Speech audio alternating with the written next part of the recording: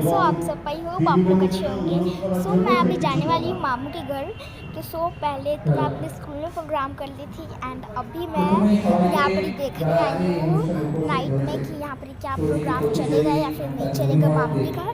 मैं जाऊँगी तो आप लोगों को फुल वीडियो दिखाऊंगी। अभी हम लोग जा रहे हैं, रास्ते में ही है। अभी हम लोग चलते हैं, उसके बाद मिलते हैं। फ्रेंड्स, मैं अभी मामू के घर आ चुकी हूँ। अभी हम लोग जाते हैं बाहर और देखते हैं बाहर प्रोग्राम चल रहा है या फिर ख़त्म हो गया। वैसे तो लग रहा है मैं आज बहुत लेट हो चुकी हूँ बहुत, तो इसी के लिए जाके प्रोग्राम देखना पड़ेगा। अभी हम बाहर चलते हैं। देख सकते हो अभी प्रोग्राम चल ही रहा है এবং অনুষ্ঠানে তিনি যখন সকলে এসে উপস্থিত হয়, সকল উপস্থিতি এবং সক্রিয় সহযোগিতায় যখন আমরা সুন্দর সুস্থ রুচিশীল সৃষ্টিশীল অনুষ্ঠানে করতে পারি তখন সত্যি আমাদের খুব ভালো লাগে।